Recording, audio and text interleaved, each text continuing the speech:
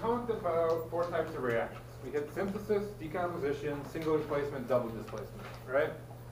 And then I got to the end and said, but there is this last one that's by far the most complicated. You could spend a career studying it. You could take a lecture to at least touch it, but we're not going to. We're going to cover it in a few slides. So that's our oxidation reduction reactions, or because everyone hates saying oxidation reduction reactions, we call them redox reactions. Redox reactions.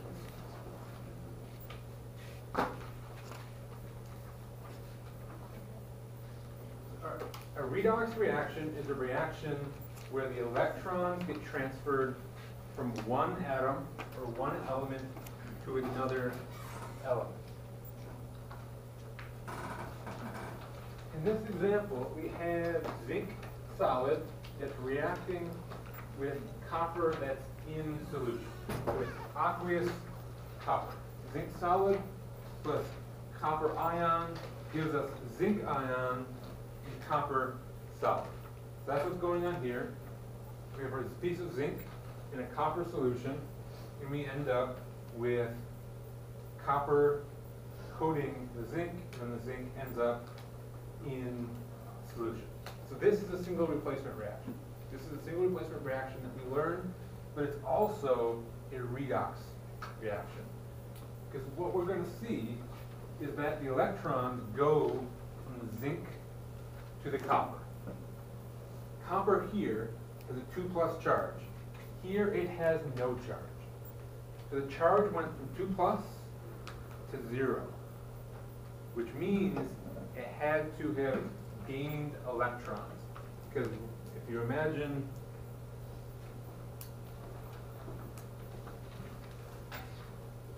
a number line, you have 0 here, 2+ is here. So to get from 2+ to 0, we have to go down. And since electrons are -1, if you add 1 electron, you're going to come down to 1+. If you get 2 electrons, you're going to come down to 0.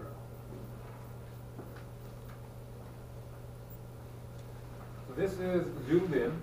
We have our zinc and our copper. Electrons are going to come out of our piece of metal, out of our zinc, into the copper. And when that happens, that zinc that lost the electrons comes off in the solution, and the copper that gained the electrons gets deposited on the metal. So when we talk about redox reactions, we have some definitions. Okay? The definitions you just have to know. Oxidation means that you lose electrons. You either lose 1 electron, you lose 2, it doesn't matter how many you lose. If you are losing electrons, it is called oxidation, and that means that you are oxidized. An atom that loses electrons, we say, is oxidized. And the opposite of that is reduction. Reduction means gaining electrons.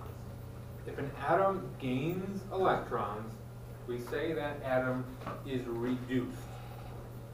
At first it seems odd because you're gaining means you're reducing. But it makes sense because reduce goes with the charge. If I go from a 2+ to a 0, my number here is actually going down, correct?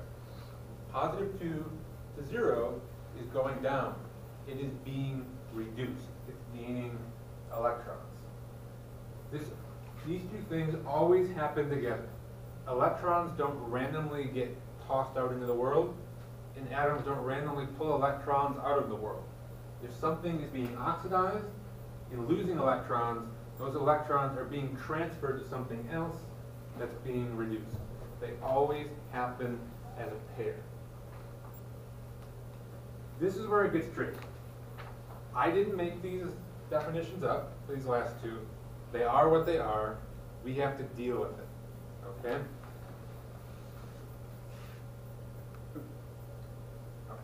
So we said the element whose charge goes down is reduced. That is also called the oxidizing agent. The thing that is reduced is the oxidizing agent. And the thing whose charge goes up is oxidized, but is the reducing agent. So I can give you a reaction like this and say which element, zinc or copper, is being reduced.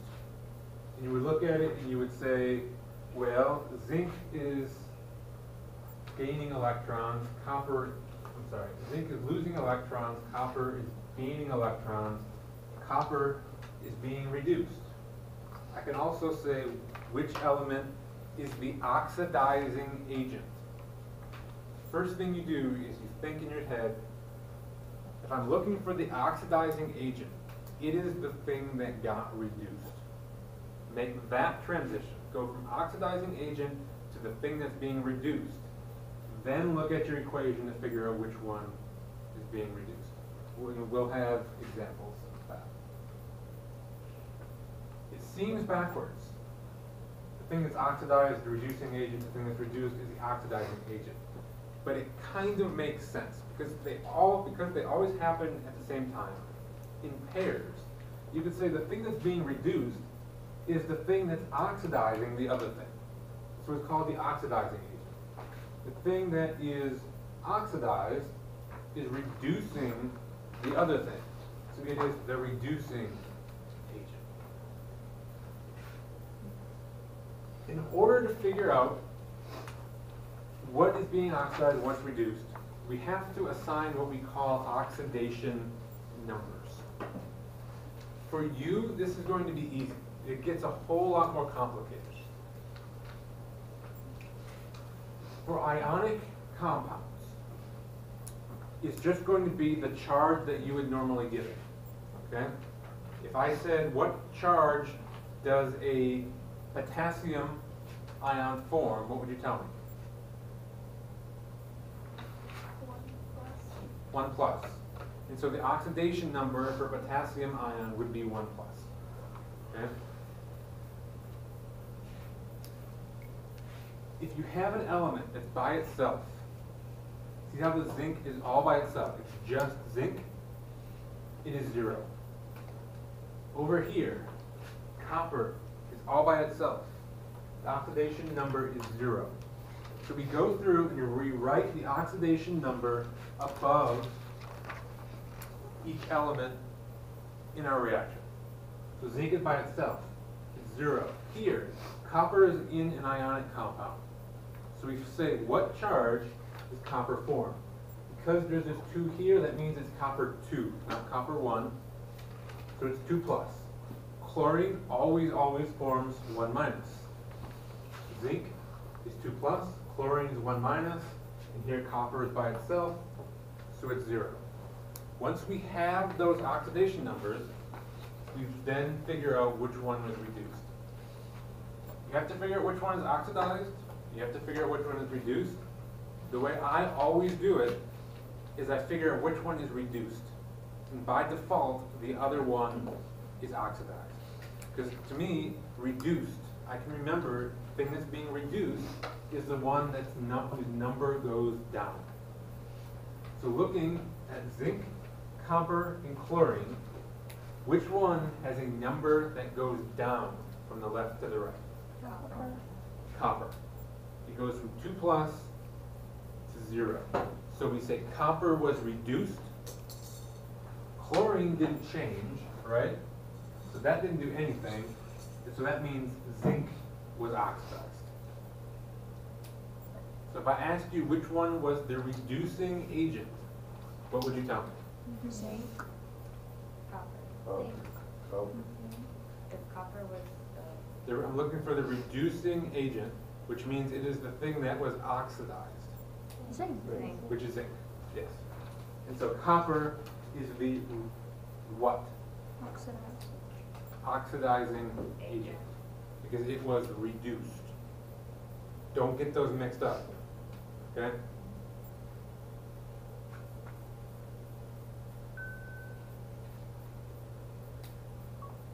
So these are just the rules that we talked about for ionic compounds, the same as the charge. There's actually a big, long list of rules to follow, okay? You don't have to worry about it. I cut all the other ones out. If you have an uncombined element, meaning it's just one element by itself, it's 0. Down here we have, if it's ionic, figure out the charge, that's its oxidation number. And in that ionic compound, the oxidation numbers have to add up to 0. But because it's an ionic compound, the charges already add up to 0. And so you don't have to worry about 2. Because it's already set up for you. So, we have that. What is the oxidation number for that? 0. It's magnesium by itself. Here we have this. Okay? This is a non-ionic compound.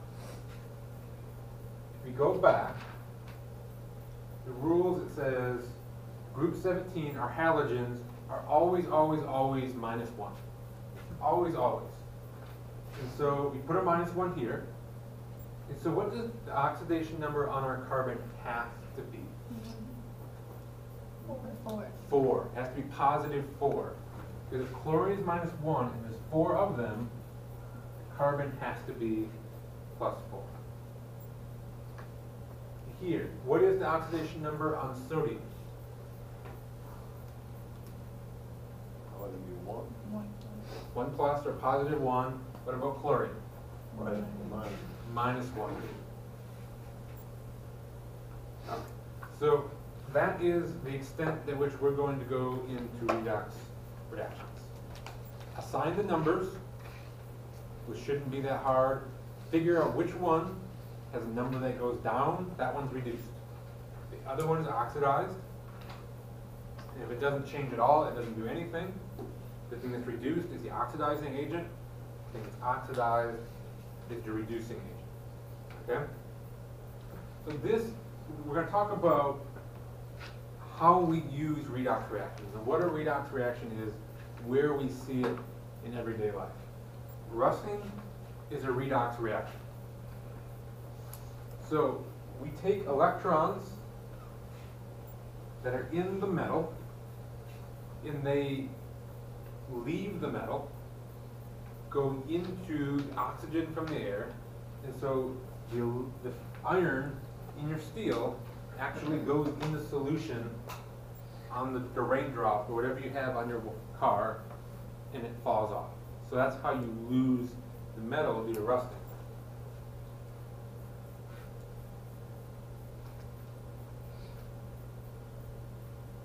If you've seen brass, brass gets really nasty green looking.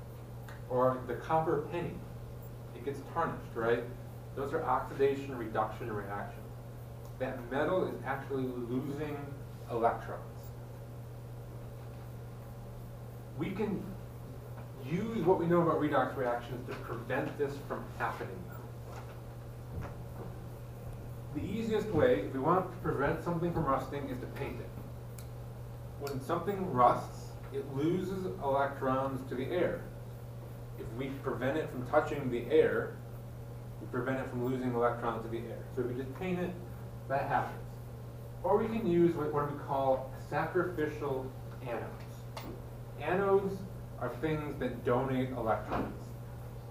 So if you have something you don't want to rust, and you put a sacrificial anode on it, say you put it on your car.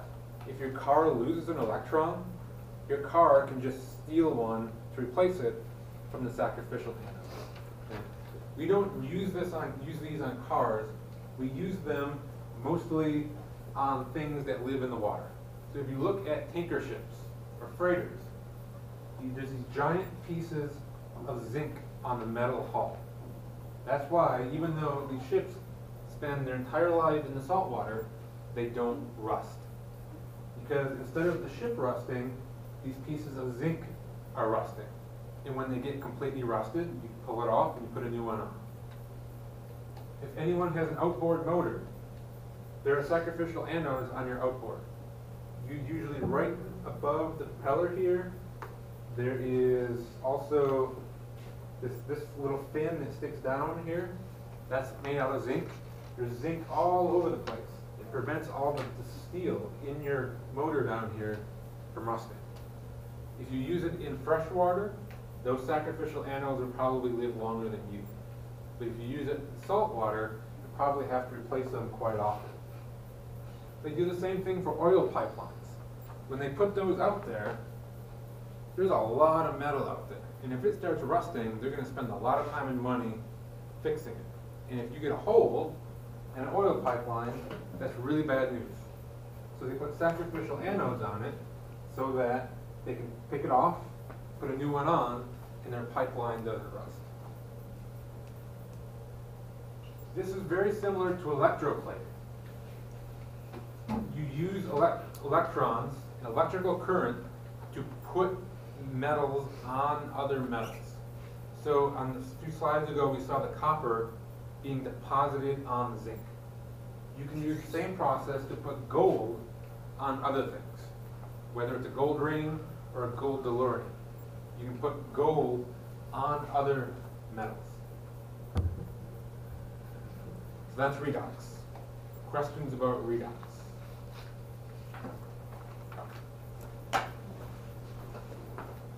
And let's move on. Stoichiometry. Where does it stop?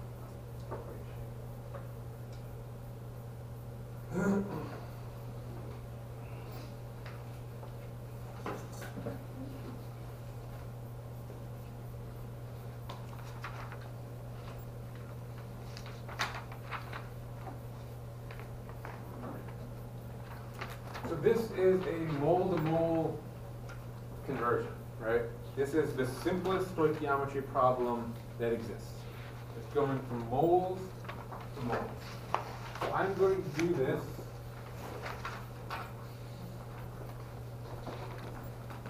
with dimensional analysis. This is where you really need your dimensional analysis. This is what we were building up for. This is why we learned it, so you can use it for stoichiometry. So what number, in this problem, what is my starting number? 0.62 moles of aluminum chloride.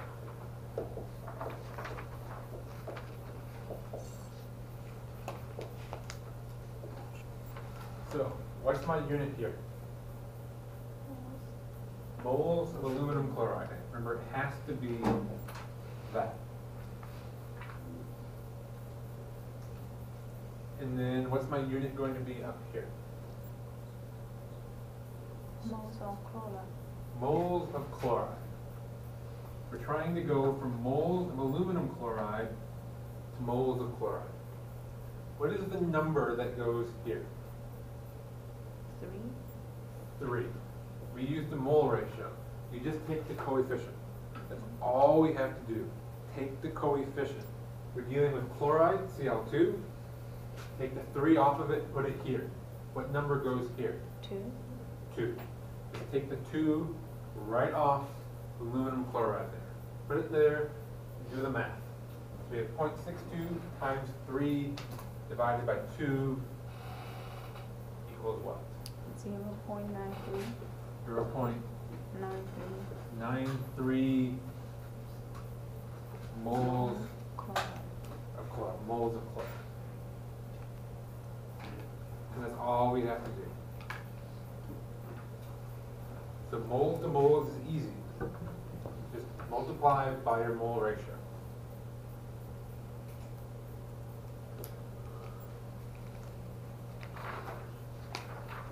So we're going to start to build out from that. So what we're ultimately trying to get to is grams to grams. We start with moles to moles. We're going to go grams to moles now. So we have our reaction up there, and it says that when we ran the reaction, we made 80.0 grams of oxygen. It says how many moles of KClO3 did we start with? So what is my starting number? What am I going to start with at the top left corner of my dimensional analysis? 80.0 grams of oxygen. What's my unit going to be here? How do you get that unit? Grams of Oh, oxygen. the total. So it has to be that unit. So that has to go there. What am I going to put up here? What do you think? What you're trying to find. Well, where am I trying to get to in the end? It's like moles. I'm trying to get the moles of that, right? But I can't convert directly from grams of oxygen to moles of that. So where do you think I can go between them? Moles of O2 first. Right. I can go from grams of O2 to moles of O2 very easily. What number am I going to, this is just a grams to moles conversion, which you just did a bunch of times in your homework. So we put 3 at the top. Not yet. Not yet. One. We're just 1 mole of O2 weighs how much? 2. 32 grams. That's just a mole conversion at this point. Now we have moles of O2. What has to be my unit here? Moles of O2. Moles of O2, and now what do you think is going to be my unit here? Moles of KCl. Moles of KClO3. And is that where I'm trying to end? Yes. That's what I'm trying to get to. I'm trying to get to moles of KClO3. So, what number is going to go here? 2. Take it right off of there. Number goes here. 3. Is 3. If you do the math, that's you get.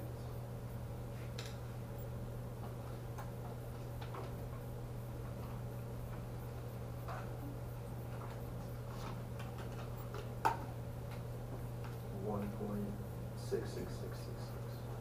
1.6, we got 3.6, 1.67.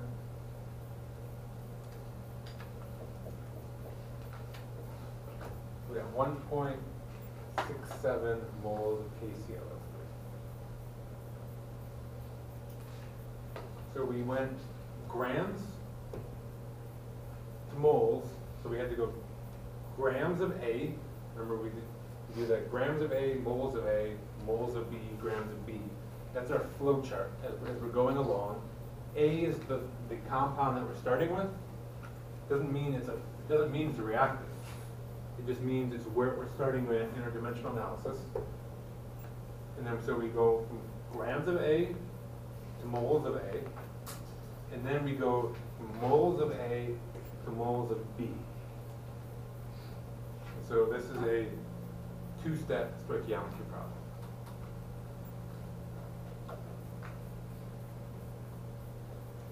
So this is the same, no, this is taking it all the way.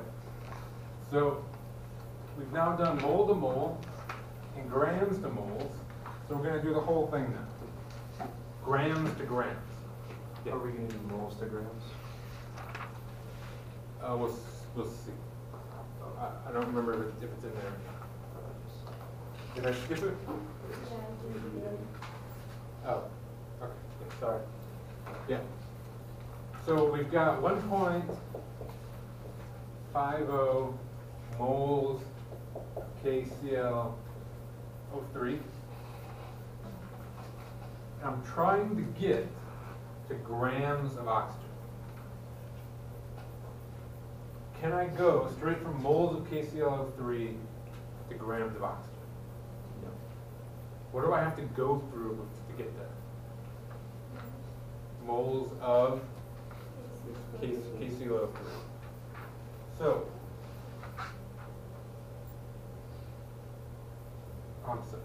moles of oxygen, we have to go through moles of oxygen. So, if I have moles of KClO3 here, that's what I'm starting with. What does my unit have to be here? Moles of KClO3.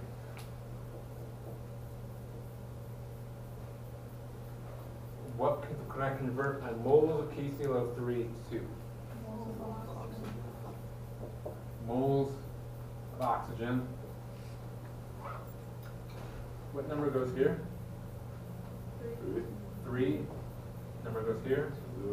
2. Moles of oxygen. That has to come down here. what's my unit going to be here? Grams. Grams of O2, which is 32, 1 mole of oxygen, weighs 32 grams. Yeah. Oh, I'm sorry, how exactly do we want it 32 grams of oxygen? Oxygen is 16, and there's O2.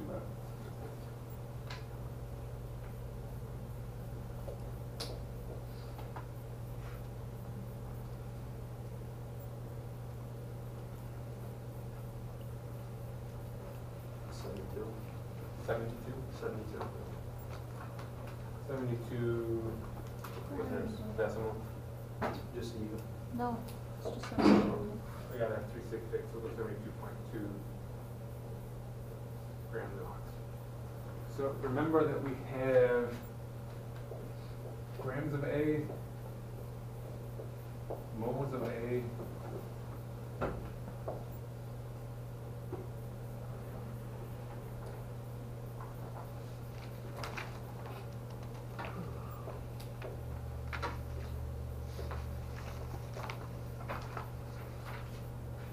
I say this in my head when I'm doing this. Grams of A, moles of A, moles of B, grams of B. So in this case, where did we start on this flowchart?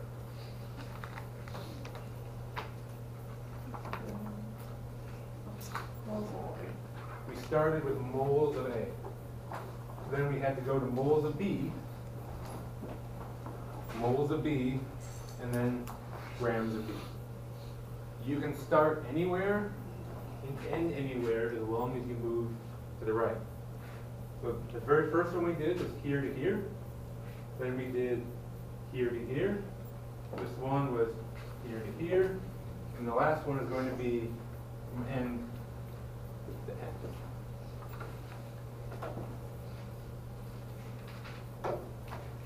So we have a reaction, and it says we have 9.20 grams of sodium.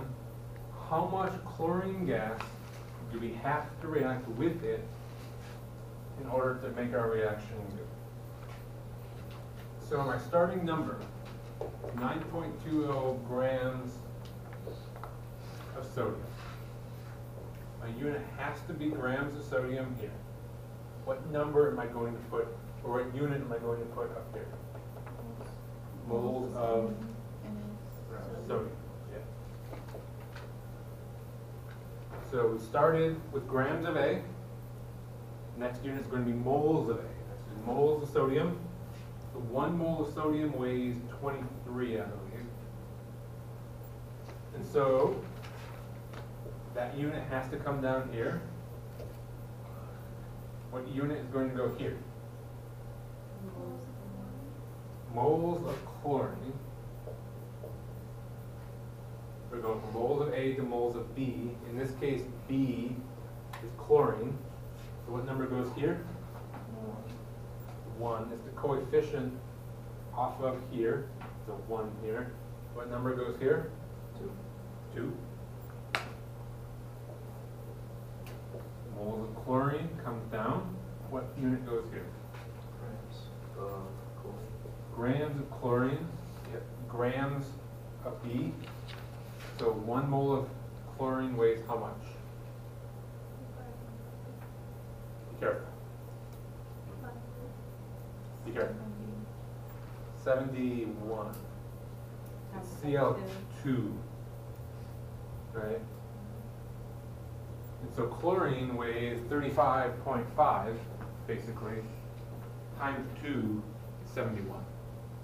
So Cl2 is 71, just like oxygen is 32. When you do that math,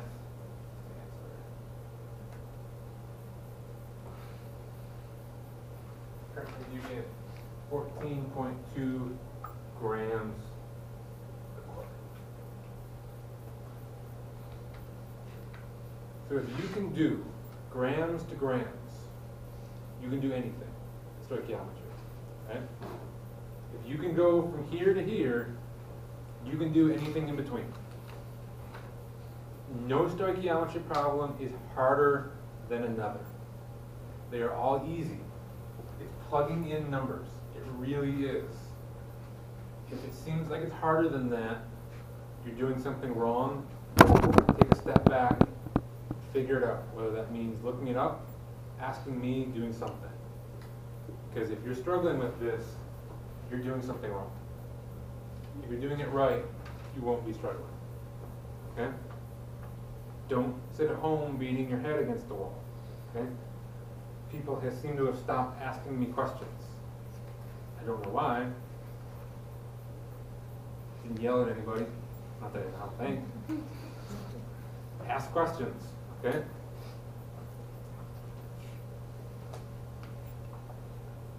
So, the question becomes, in real life, if I give you X amount of sodium and Y amount of chlorine, and I tell you to react them together, the question becomes, how much sodium chloride are you going to get? Okay? These numbers are very close together. Okay? In this case, we said 9.20 grams of sodium reacts with 14.2 grams of chlorine. So that means that perfectly reacts with that. And so in this situation, we're reacting these two numbers together. And we already decided that they are perfectly matched. So the next question is, how much sodium chloride, how much product am I going to get from this? We can just pick one, because we already know that they're perfectly matched. We can pick one. So let's pick 9.2 grams of sodium. So we're just going to do another stoichiometry problem, but instead of going from sodium to chlorine, we're going to go from sodium to sodium chloride. And I don't have to even start from scratch. I can just erase the part at the end. Anything with sodium is going to stay exactly the same. The molar mass of sodium didn't change. The coefficient on sodium didn't change. This just becomes NaCl, which is 2. This is still 1 mole, but it's NaCl. NaCl weighs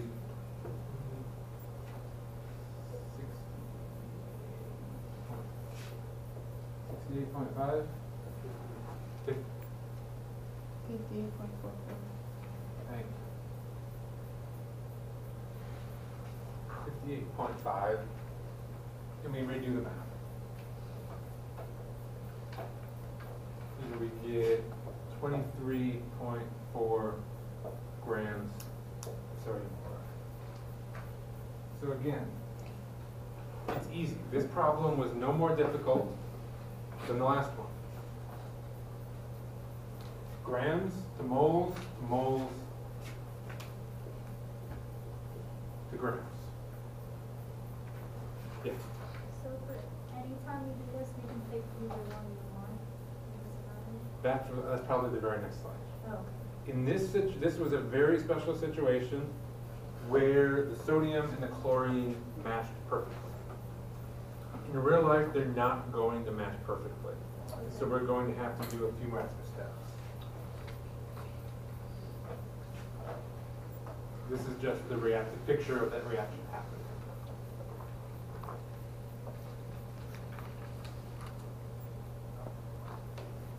I guess we'll get to it. I guess not. So this is another grams to grams reaction. Okay? But we have a monstrous number here. This is to show that even if you have a monstrous number, the problem is no more difficult. It is the same grams to grams problem.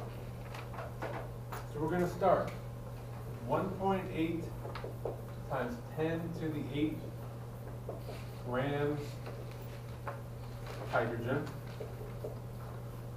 And we're trying to figure out a number of things here.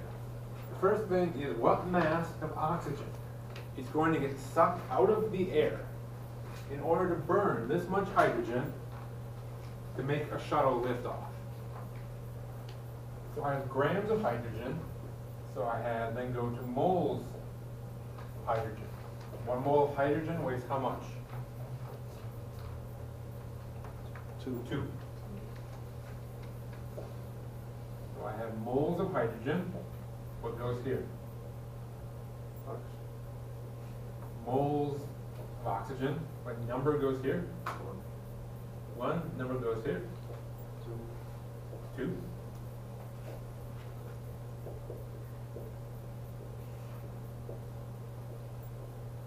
Oxygen is 32 grams. Mole went here. We're trying to end up with grams of oxygen. So if you do that math, you're going to get a big number.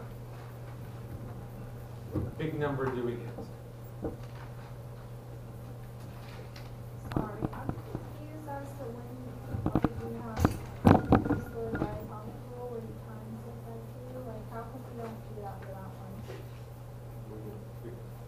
Oh, it's this one, sorry. When you do that math, what do you get?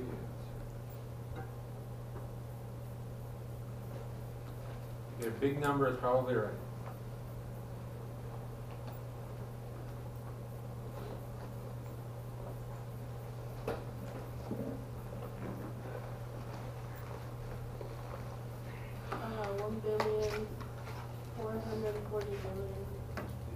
Does it have it in scientific notation? No. 1.44 times 10 to the 8 times. 8 grams of 9.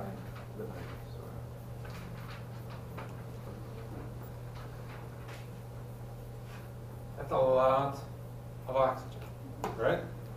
That is 1.5 billion grams of oxygen to make a shuttle lift off. Next question is, what mass of water vapor is produced? So here, we're going to go from this 20 grams of hydrogen to grams of water. But we don't have to start from scratch. The hydrogen stays the same. We just replace the oxygen stuff with water stuff.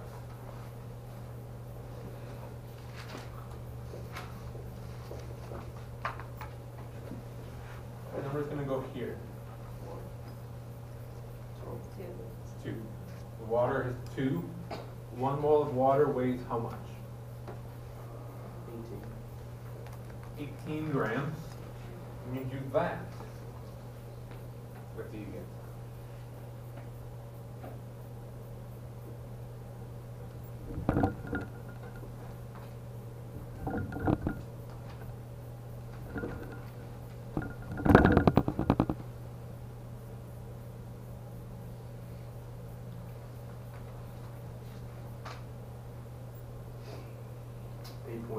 Times 10 to the 1 times 10 to the 8 grams of water.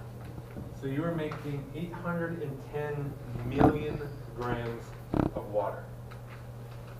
That's a lot of water, right?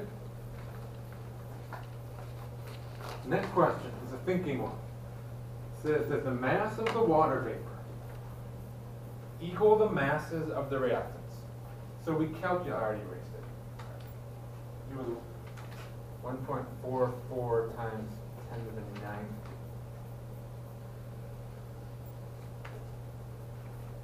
Okay.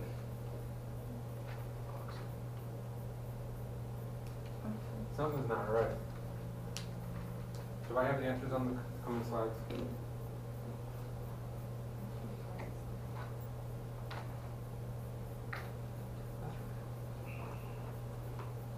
This number. 1.6.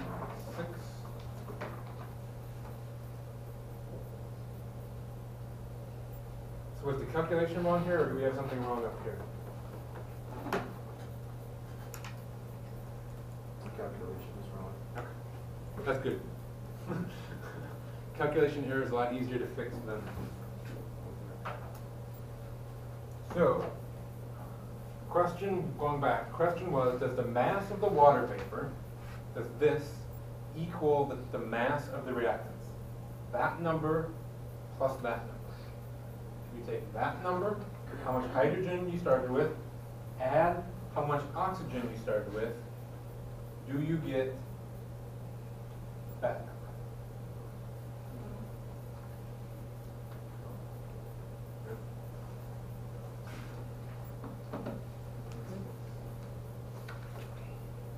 Four.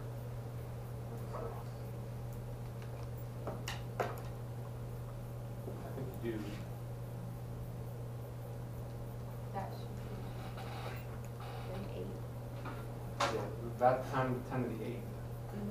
But on the board it says 9, so I didn't know if people were putting 9. That's 9, that's 9, right? Oh, That one's 8. sorry, okay.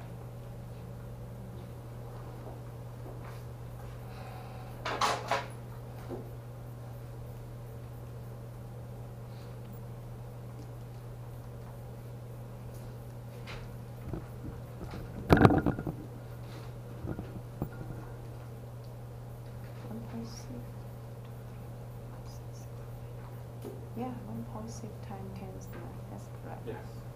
If you add that plus that,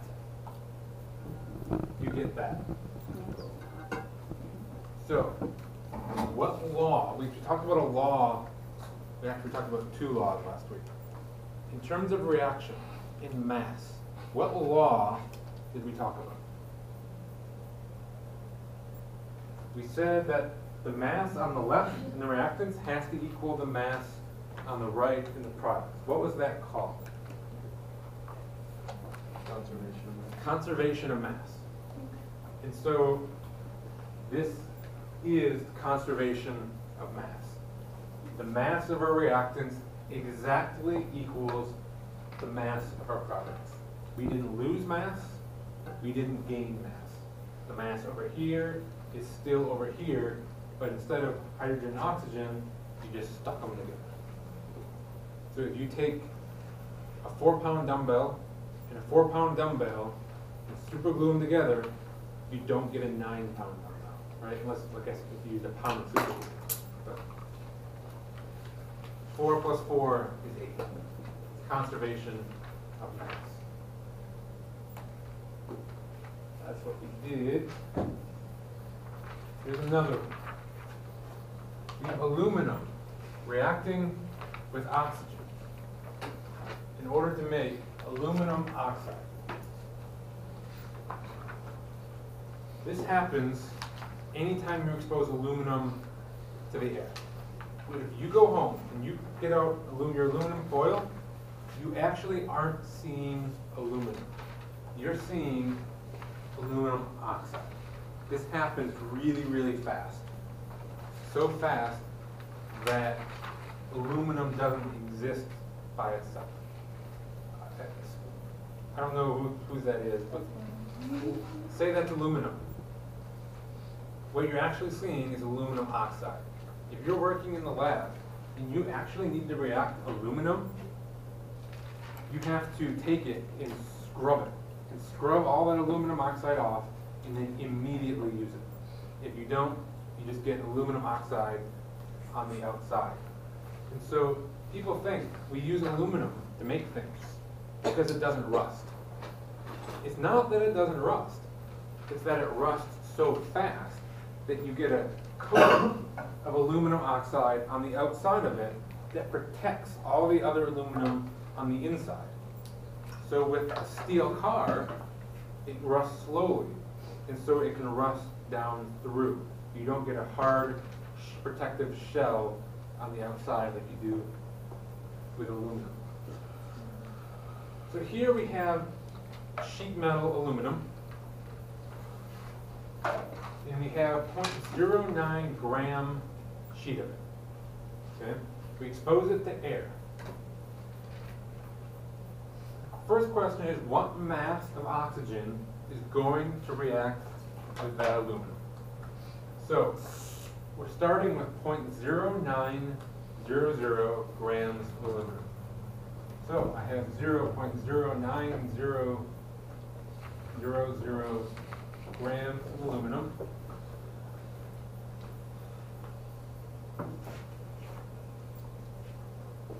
What unit goes here? Grams of Got it. aluminum. Grams of aluminum, unit goes here. Moles of aluminum. 1 mole of aluminum weighs how much?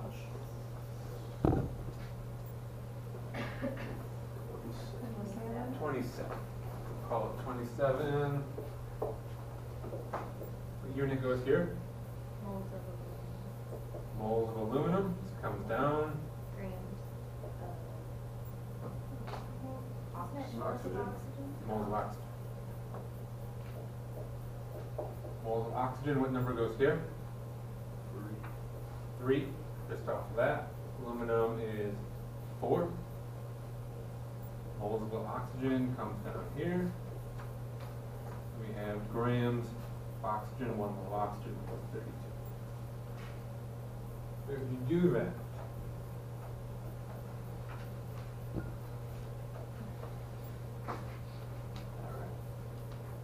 I have a feeling it's probably wrong.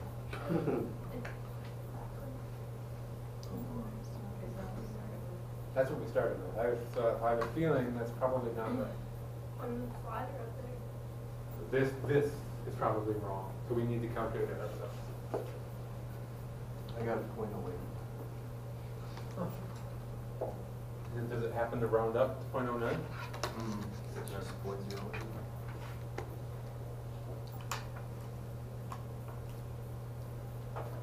So make sure you cross this out and replace it with 0.08 grams of oxygen. So when we exposed that sheet of aluminum to the air, 0.08 grams of oxygen reacted with it. How much aluminum reacted? This is, you don't overthink this. How much did we start with? What is that? I need to step back and look at this. Oh, I didn't read the problem. Don't be like me. You've seen those things on Facebook. This guy does this, this, and this. Don't be like him. Professor doesn't read the question. Don't be like him. Okay? Let's start over. We have a sheet of aluminum. It says it gains 0.09 grams of aluminum when you expose it to air. Okay? So I have a sheet of aluminum. I don't know how much it weighs. But when I expose it to the air, it gains 0.09 grams. There is only one place that 0.09 grams could have come from. Where did that 0.09 grams come from? Oxygen, the air. Okay? We have our aluminum. We expose it to air, it's going to react with oxygen. When it reacts with oxygen, we make aluminum oxide. So if it's gaining mass, it has to come from the oxygen. So if it gained 0.09 grams, that's how much oxygen it reacted with, which is why this is indeed correct. Okay? Then the question is, what mass of aluminum is reactive? We didn't actually know that to start with. Okay? So then we have to do the stoichiometry to figure that out.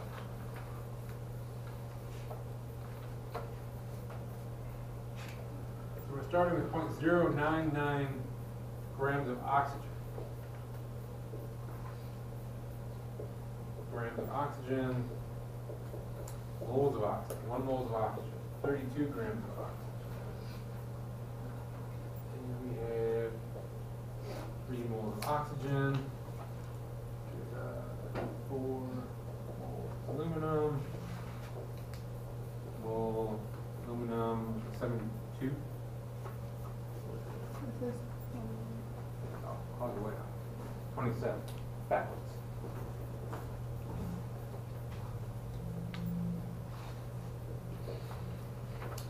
Okay. So that is this in our dimensional analysis. It's just grams to grams like we've already done. It's no more difficult. And when you, in the end you get 0.101 grams aluminum. So, if we had 0.09 grams of oxygen and 1.01 grams of aluminum, without doing stoichiometry, how many grams of aluminum oxide would we make? Just add them together. If we have that much oxygen, that much aluminum, you add them together, and you get 0.191 grams aluminum oxide. You could answer this by doing stoichiometry. You could go grams to grams or grams to grams. You're going to get the same answer. But we know, because of conservation of mass, this has to equal that plus that.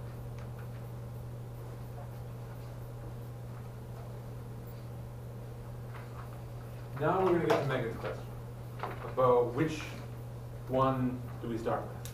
If we have this much of aluminum and this much oxygen, how do we know which one to start with if we're trying to figure out how much product we get? We call these limiting reactants products, okay?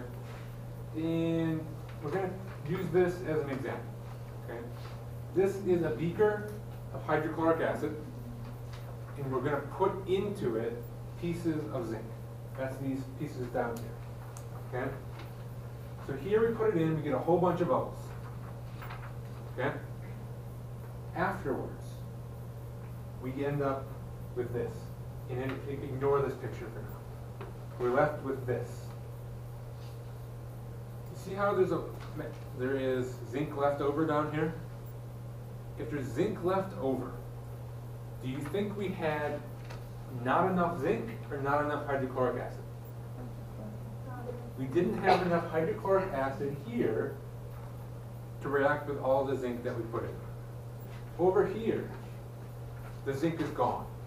So in this case, we had more hydrochloric acid than we had zinc. So we say in this case, the hydrochloric acid was the limiting reactant. It was the one that limited how long it could react. Over here, we ran out of zinc. And so we say the zinc is the limiting reactant.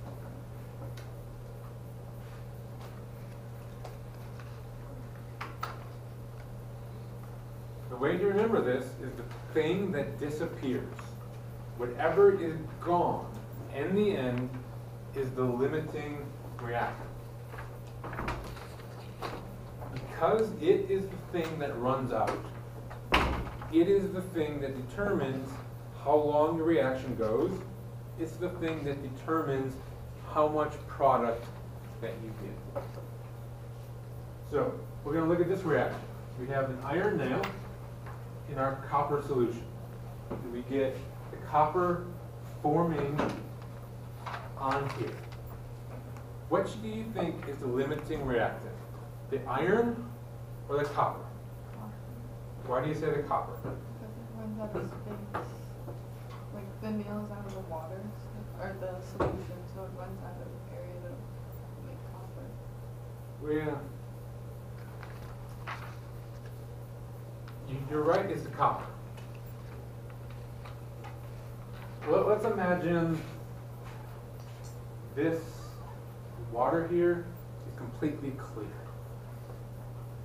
What makes the water blue? It's the copper that makes it blue. So over here, if this water is clear, what does that tell you about how much copper is in the water over here? It means there's not enough. It means the copper ran out. So the copper is gone. There's clearly still an iron nail. And so the copper was the limiting reactant. Because there was clearly iron left over, iron was not the limiting reactant. And so the copper was the limiting reactant. You can think of this not only in terms of molecules and reactions, the things that you're more used to. So if we're going to build a model car, in order to make our model car, we need a frame, a solar cell, a motor, and wheels. If we don't have those things, we cannot make our little model solar car. So if we have these parts down here, how many cars can we make? 3. Why 3? There's only 3 sets. You only have 3 sets of wheels, right? And so if we start pairing them up, making cars, we're going to have frames and solar cells and motors left over. They're going to be what we call in excess. Things that are left are in excess, meaning we have an excess of them. We have an excessive amount of them. We run out of wheels. The wheels are our limiting reactant.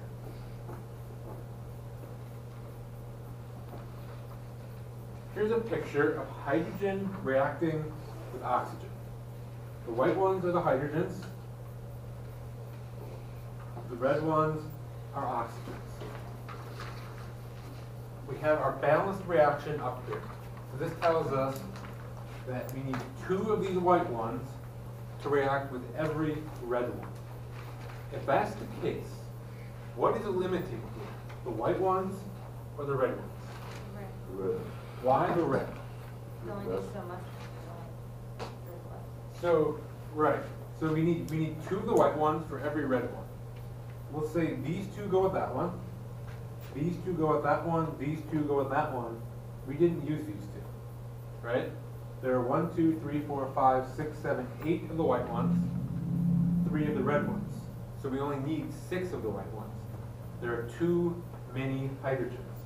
So which one is in excess?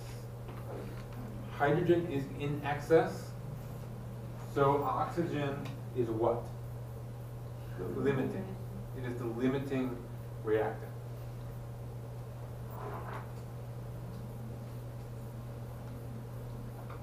If you get a problem and it says you have this many grams of one thing and this many grams of another thing, there are 2 strategies that you can use to figure out which one is limiting. Okay? I'm going to show you, or tell you about this one and suggest strongly to you that you use the other one. Okay? So this one is, if you have, say you have, let's go back. Say you have this reaction. And I tell you, you have 5 grams of hydrogen and 6 grams of oxygen. Which one is limited? Well, what you're going to have to do is you're going to have to do stoichiometry. You're going to have to figure out, if I have 5 grams of hydrogen, how many grams of oxygen do I need? Okay? I'm just going to make up a number. Let's say for 5 grams of hydrogen, we need 10 grams of oxygen. But we have 6. Which one is limiting? Oxygen. We calculated that we needed 10, but we only had 6. Okay? So you can figure out that oxygen must be limiting. If we calculated that we needed 4, but we had 6, which one would be limiting? Hydrogen. Because we calculated we needed 4, but we had 6. So we have an excess of oxygen, which means hydrogen must be limiting. If that way makes sense to you, feel free to use it. My suggestion is to not use it. Okay? The other method is to figure out how much product you can make with that one, figure out how much product you can make with that one. Whichever one gives you less product is your limiting reactant. That solves 2 problems. One, to me, mentally, it's more straightforward. It's easier to figure out which one gives you less than thinking about, well, I have 4, I needed 6, so what does that mean? Logically, this method is easier for me, but logistically and practically, this way is going to solve you work, because most of these problems is going to be part A and part B.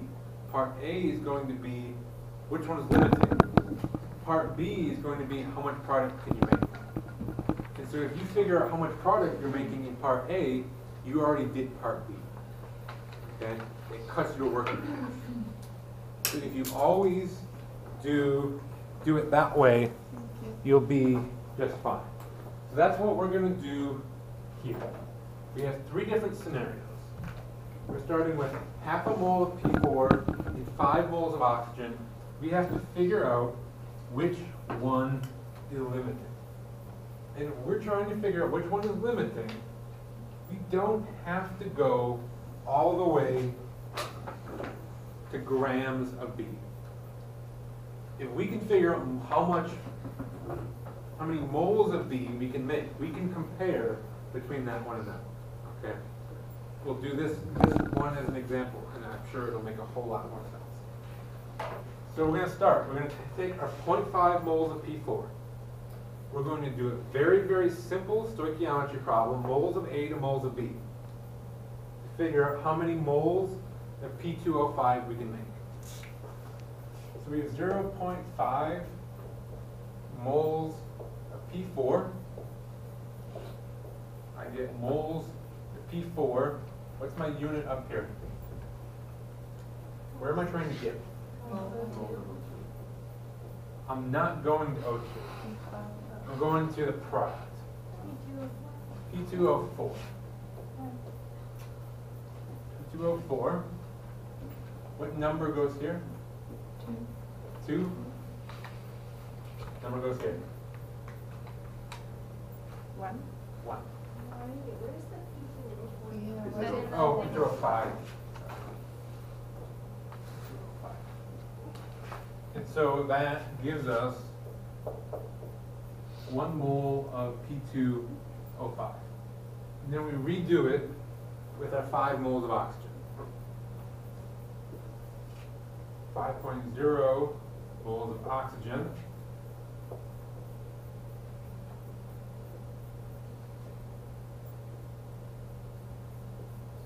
Oxygen is 5. So 5 times 2 is 10, divided by 5, with 2 moles P2O5. Which one gave us less product? The first. The first one. This one gave us 1 mole of product. This one gave us 2 moles of product. So which one is limited? The First. That one. And you're done. And if there was a part B that said, how much product can you make? 1 mole. You already did it. Okay? So we're going to go to part B and do that one. So all I have to do is change these numbers, right? I get 0.2 moles. So now I'm going to end up with 0.4. And 1 mole of oxygen. 1 times 2 is 2. 2 divided by 5 is 0.4. Which one gave me the least amount of product? They're the same. So which one is limiting? Neither. Neither. In this case, they're perfectly matched. So let's do the last one. We have 0.25, which gives us 0.5 and 0.75. 1.5, it's 1.5 divided by 5.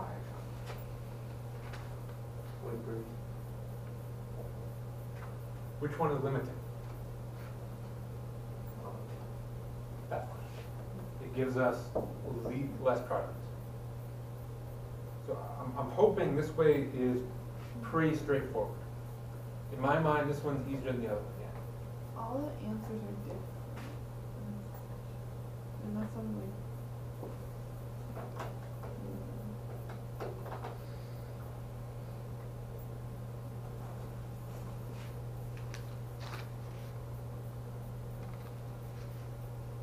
They're doing it the other way.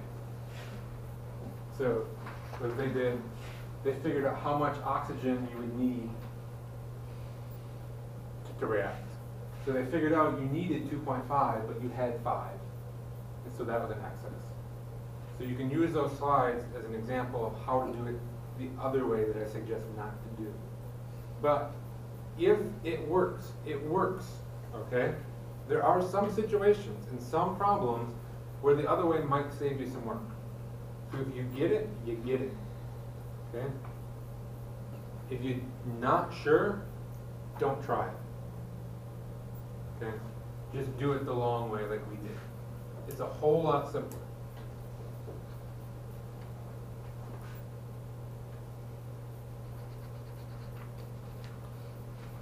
We've got some more.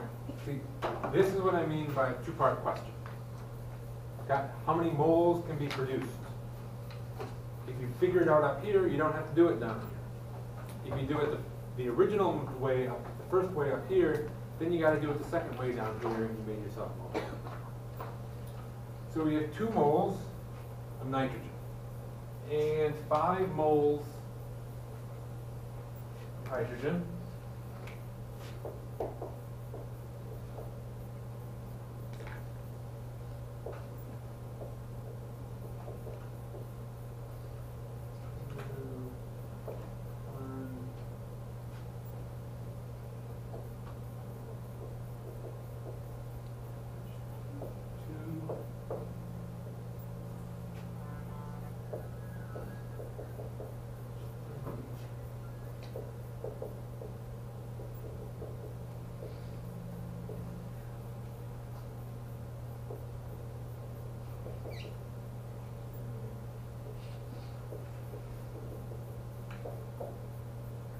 Times 2 is 10, divided by 3, 3.33.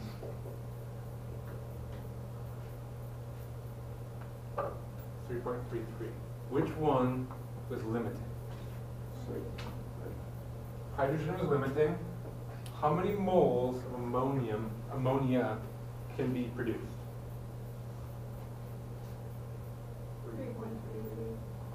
3.33. But be careful.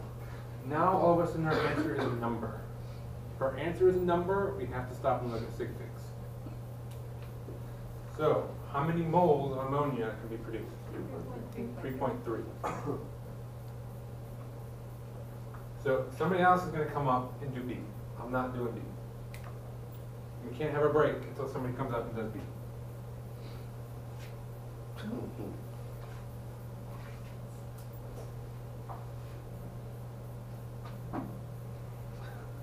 Somebody's got to bite the bullet.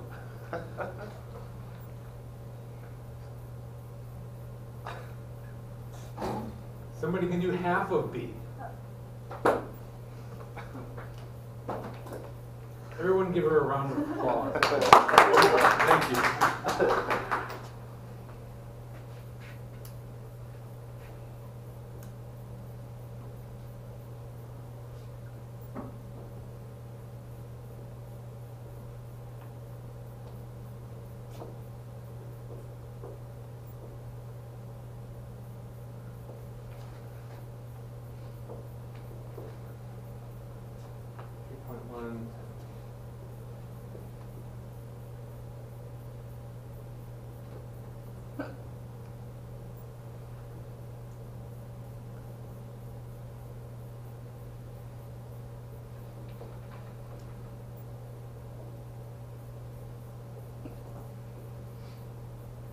Bottom one is 6.8. The top one, 6.2.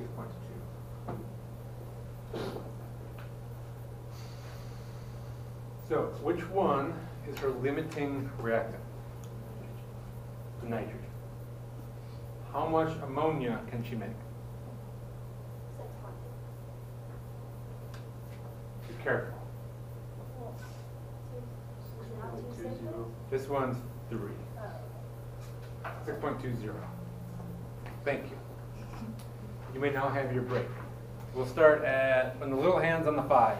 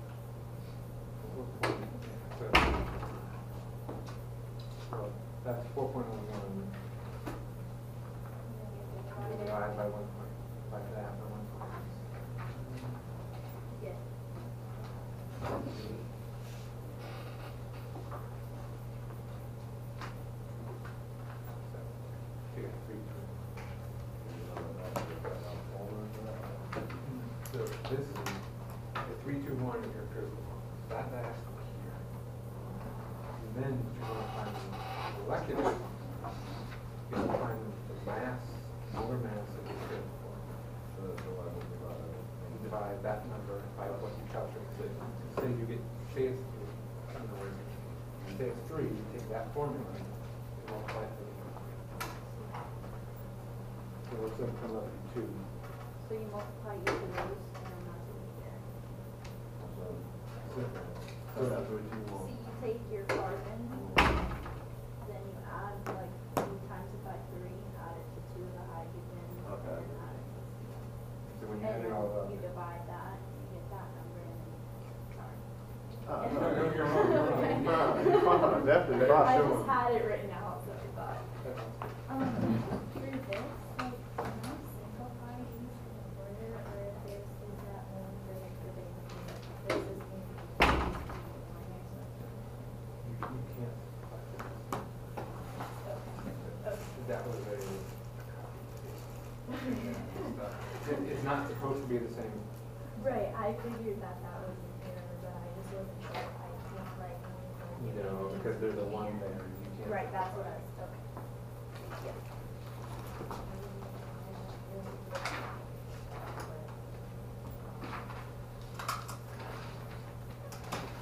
And the remainder is carbon.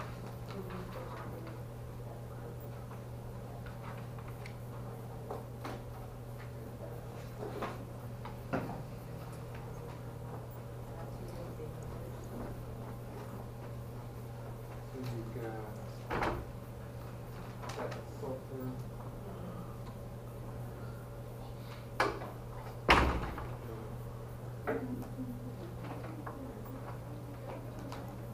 Cool. Now, for 3, I think we just multiply. You add them all, put the whole formula. So, it's going to be 3. Here's the carbon. That's carbon. 7.52 minus 3.09. 9.45. And then minus 5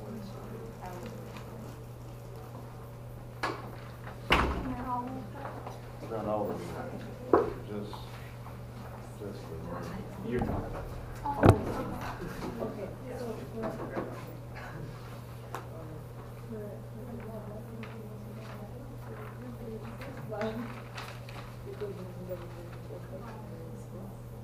So, do you have it? I'm not today. Go home, do you have it at home? Scan it, take a picture and then bring it to the lab, bring a hard copy to me. Oh, okay. Okay. Normally this isn't rules, but because there's a reason you didn't understand it. And so I won't. So if you can send me a picture today, and then bring it on Thursday, I'll comment on that. Okay. Thank you.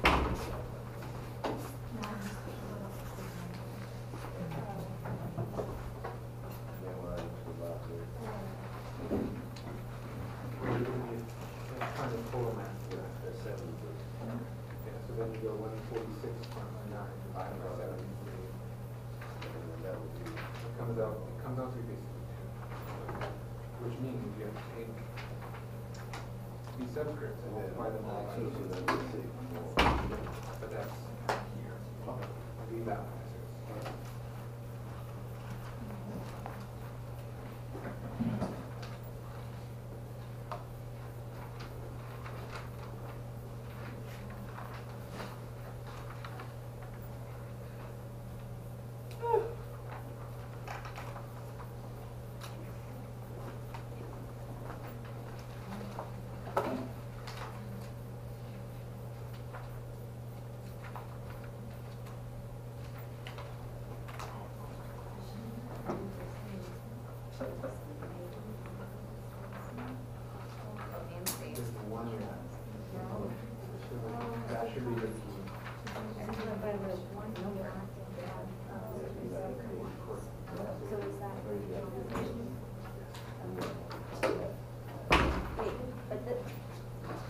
Oh, but that is zero.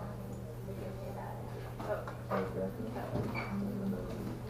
Two self-finance things. Right, that's not.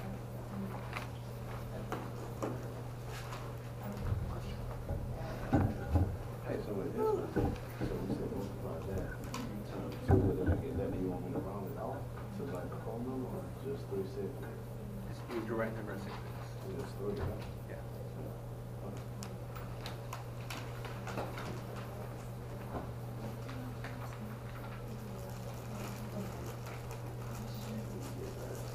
That molecule. And then you got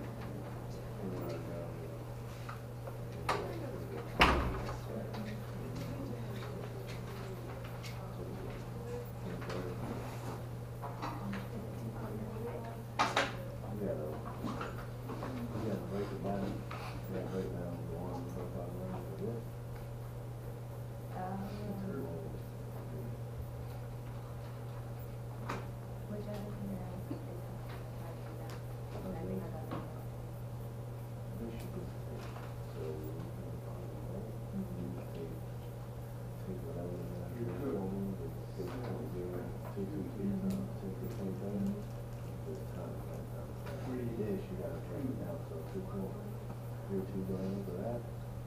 So it's like, it's a rate formula. Well, Right. you have to, you do have to divide it, Reverse, okay. at but least. just make sure that You gotta add do them all the up. hard part right. Okay. Not So two. see like you put it up like 8 there. But that's gonna change. Oh, because I did the formula, that's why. So So that's. I did 1.6 times Two times 2. 2.022. Mm-hmm. And that's what you got. And then this part, Ignore So I do 25. So 25. okay. If I do 24 and 6, 25. Because I was told them to calculate. Oh. Duh. Oh, God. I did it.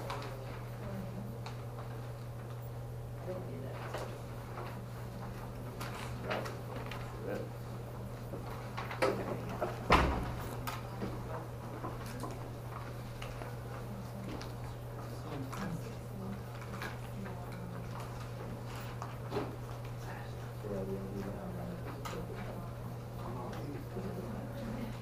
Can we do that, Minister?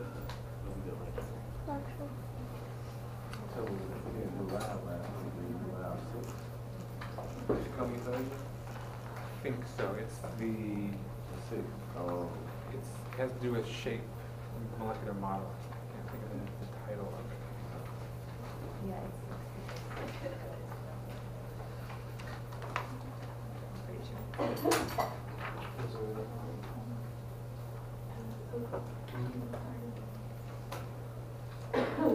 Yes.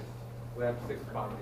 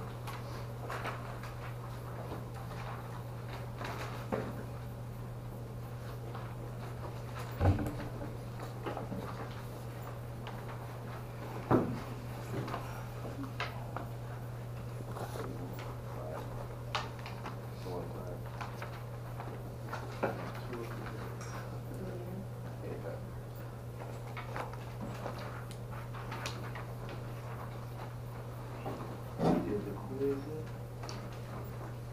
Thank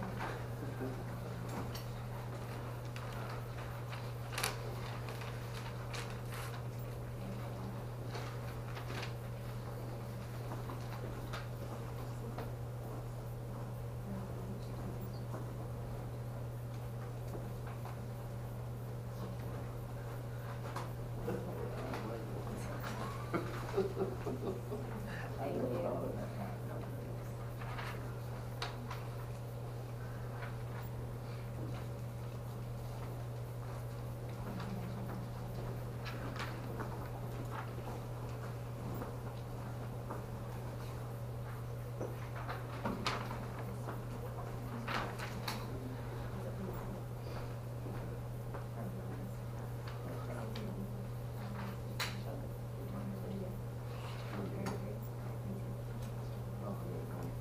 Got another example. These are good examples to do because these are also stoichiometry problem examples. So you can kill two birds with one stone if you do these, right?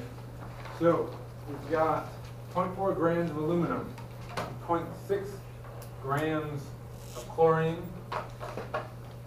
What is the limiting reactant? We do the same thing we've been doing.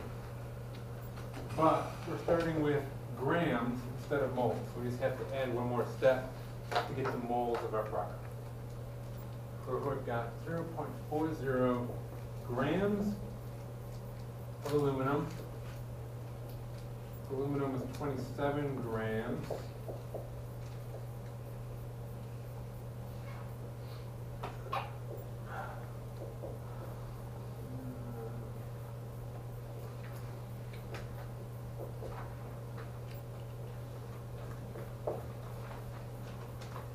Does that come up?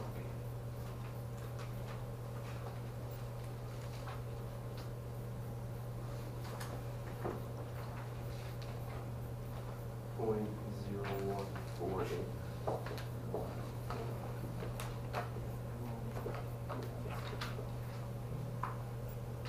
Start do our chlorine.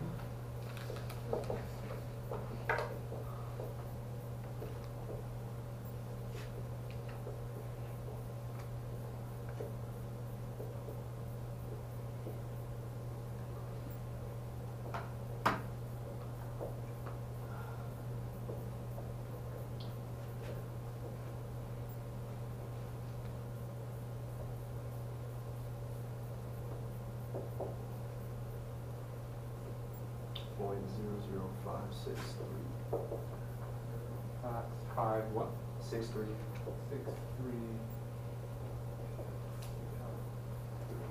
moles of AlCl3. So which one is limited? Cl2, the second one is limited. Notice that the question says, what is the maximum amount of AlCl3 in grams that can be produced? So the simple way to do it is to figure out which one is limiting. This one is limiting. And then figure out how many grams that is.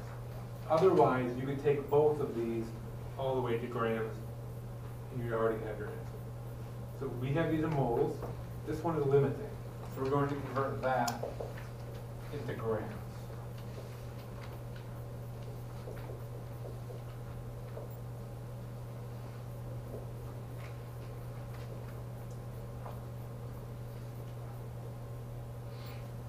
What is the molar mass of aluminum? It's 27 plus 35.5 times 3.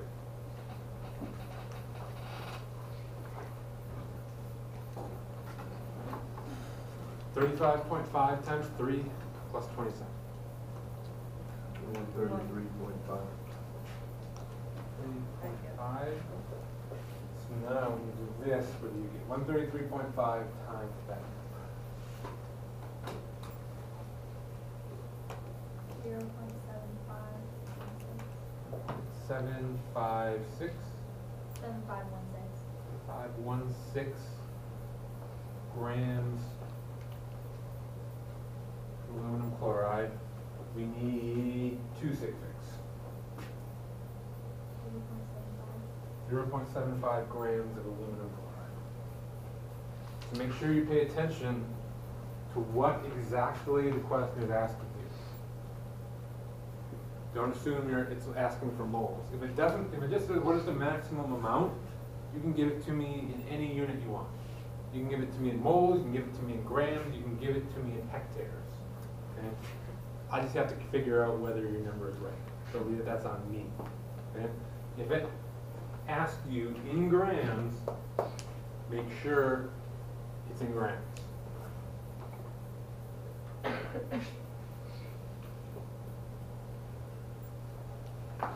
I think the last thing we have to do today is really easy. It's percent yield. Okay? What we do in these stoichiometry problems is on paper.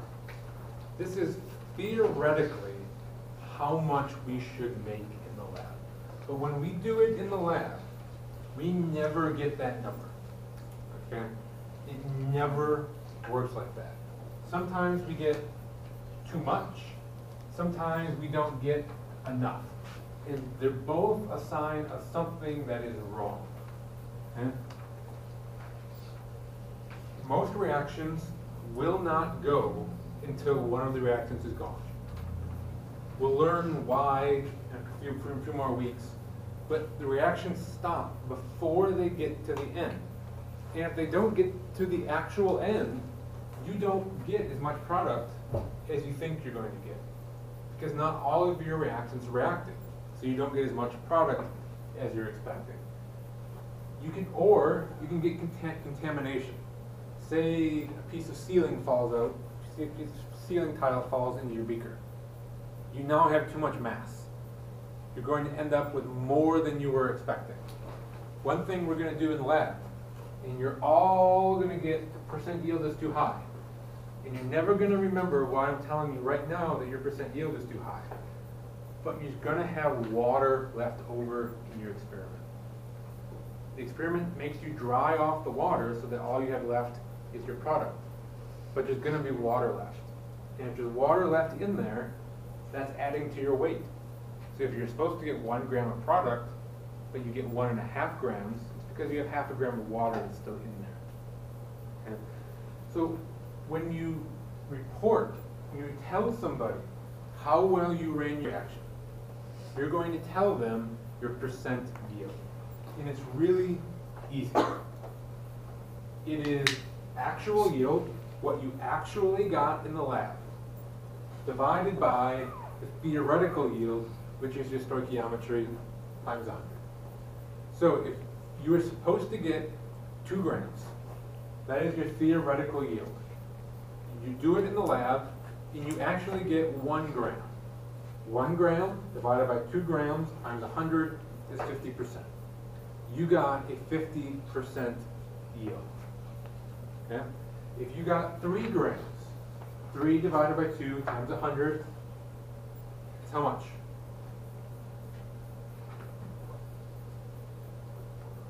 What were the numbers? 3 divided by 2 times 100.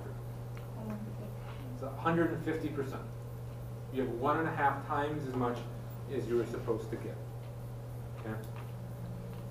Does this make sense? Okay. I said most reactions don't go to the end.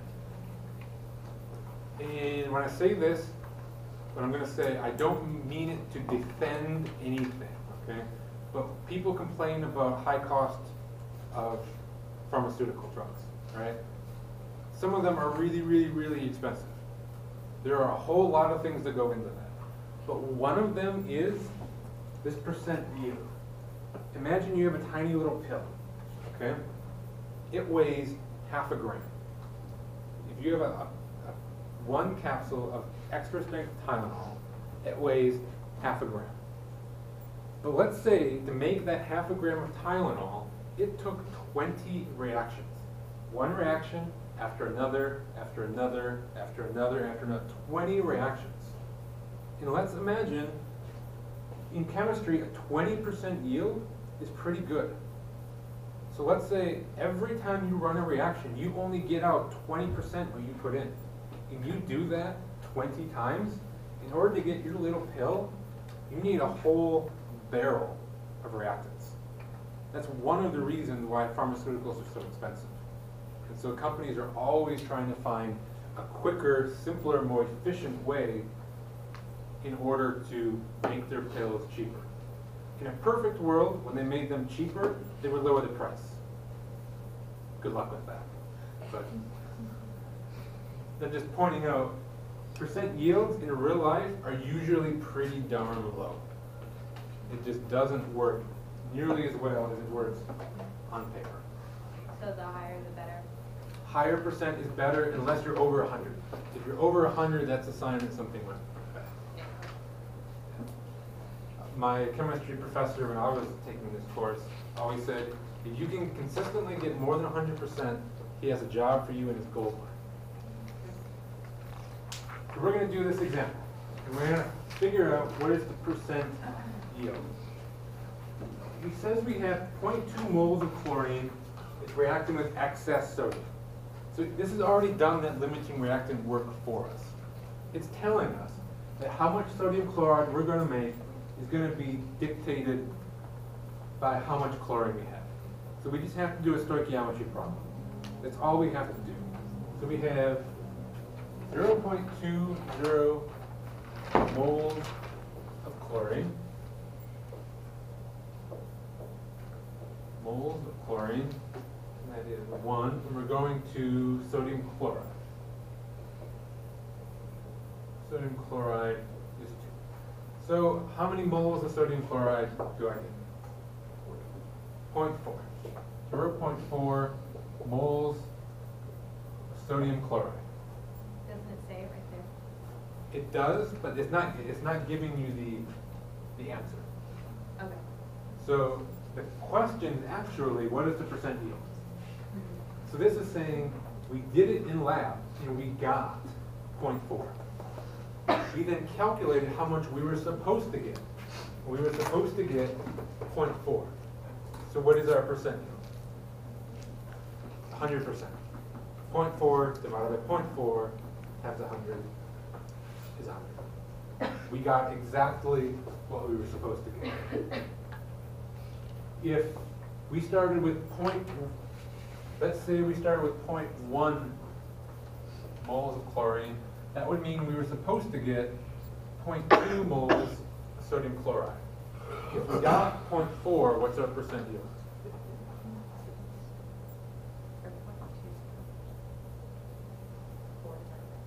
4 divided by 2. So it's, make sure you get the actual on top. So it's 200%. We got 0.4, we were supposed to get 0.2. We got twice as much as we were supposed to.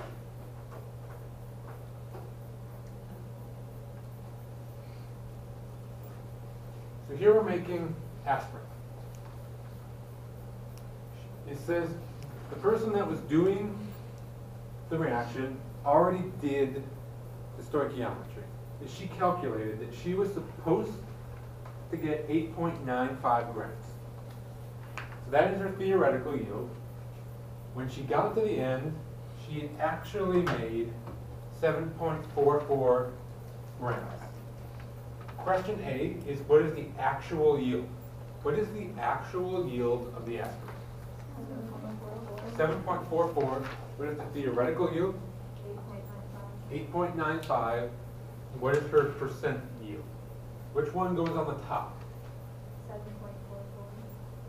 Actual goes on top. 7.44 grams divided by 8.95 grams equals what? 83.1. 100 equals 83.3? 1. 83.1%.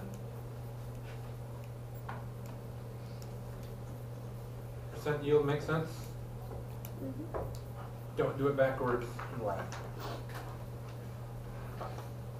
That's today's lecture. So we will do the quiz. Are there any questions about any of this?